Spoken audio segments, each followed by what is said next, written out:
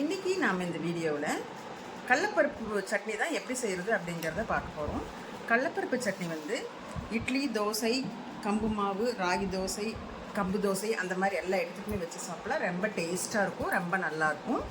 நீங்களும் இந்த மாதிரி ட்ரை பண்ணி பாருங்கள். சட்னி செஞ்சுட்டு கெட்டியாக வேணால் கெட்டியாக வச்சுக்கோங்க, இல்லைன்னா கொஞ்சம் தண்ணி கலந்துக்கோங்க. கொஞ்சம் தண்ணியாக வச்சுட்டிங்கன்னா தான் நல்லாயிருக்கும். தாளிக்கொன்னா தாளிச்சுக்கலாம், அப்படி வேண்டியது இல்லைனாலும் பரவாயில்ல. நான் வந்து இன்றைக்கி தாளிக்கிறது உங்களுடைய பிரியம். வாங்க இப்போ வந்து நம்ம கடலைப்பருப்பு சட்னி எப்படி செய்யறதுங்கிறத பார்ப்போம். நான் வந்து இன்றைக்கி ராகி தோசைக்கு வந்து வச்சு சாப்பிட்றதுக்காக வச்சுருக்கிறேங்க. செம டேஸ்ட்டாக இருக்குங்க. நீங்களும் செஞ்சு பார்த்துட்டு எப்படி இருக்குதுன்னு சொல்லுங்கள். கடலைப்பருப்பு சட்னிக்கு முதல்ல நம்ம என்னென்ன வேணும் அப்படிங்கிறத பார்த்துடலாம். கடலைப்பருப்பு நம்ம தேவைக்கேற்ப நான் வந்து ஒரு 50 கிராம் பக்கம் எடுத்துருக்கிறேன் கடலைப்பருப்பு. அடுத்தது சின்ன வெங்காயம் ஒரு 15 எண்ணம் வந்து உரித்து கட் பண்ணி வச்சுருக்கிறேன். வரமிளகா ஒரு 4 எண்ணம், வெயில் காலமாக இருக்கிறதுனால காரம் அதிகமாக இருக்குன்னு சொல்லி 4 எண்ணம் எடுத்து வச்சுருக்கிறேன். ஒரு 4 பல்லு பூண்டு, கொஞ்சம் புளி, இஞ்சி கொஞ்சம் எடுத்து வச்சுருக்கிறேன். தேங்காய் துருவல் எடுத்து வச்சுருக்கிறேன். தக்காளி 2 எடுத்து வச்சுருக்கிறேன். கருவேப்பிலையும் கொத்தமல்லியும் ஒரு கைப்பிடி எடுத்து வச்சுருக்கிறேன்.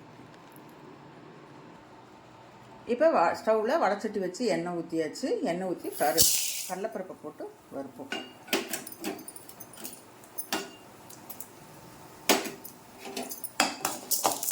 கடலைப்பருப்பு ஒரு பாதி வறுக்கிறட்டும். கடலைப்பருப்பு நல்லா வறுபட்டுச்சு. இப்போ எடுத்து வச்சாச்சு.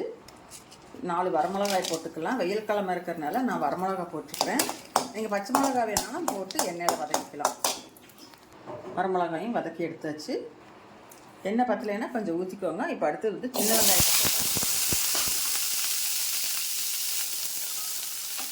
வெங்காயத்தை போட்டு நல்லா வதக்கணும். இப்போ சின்ன வெங்காயம் வதங்கிட்டு இருக்குது. அது கூடயே ஒரு கொஞ்சம் இஞ்சி, பூண்டு போட்டு அதையும் சேர்த்து வதக்கிடுறேன். இப்போ வதங்கிட்டு இருக்கிற வெங்காயத்து கூடயே தக்காளி 2 தக்காளியும் கட் பண்ணி அது கூடயே போட்டு வதக்கலாம். வதங்கிறதுக்கு கொஞ்சம் உப்பு வேணால் போட்டுக்கோங்க. தக்காளி வந்து ரொம்ப வதங்கணும் அப்படிங்கிறதுல இல்லை, வதங்கியாச்சு. இந்த வதக்கல்லையே கருவேப்பிலையும் கொத்தமல்லியும் போட்டுறேன். அதையும் போட்டு வதக்கிக்கலாம்.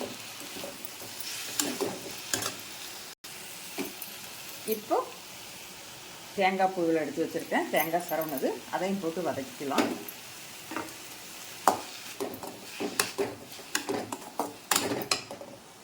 இப்போ தேங்காய் பூ போட்டு ஒரு நிமிஷம் வதக்கியாச்சு. ஸ்டவ் ஆஃப் பண்ணிவிட்டு ஆற வச்சிடலாம். ஸ்டவ் ஆஃப் பண்ணி ஆற வைக்கும்போது சின்ன சைஸில் கொஞ்சம் புளி கொஞ்சம் போட்டுக்கலாம். போட்டு அப்படியே ஆற வச்சிடலாம். இப்போ நல்லா ஆறிடுச்சு. இதை எடுத்து மிக்ஸி ஜாரில் மாற்றலாம்.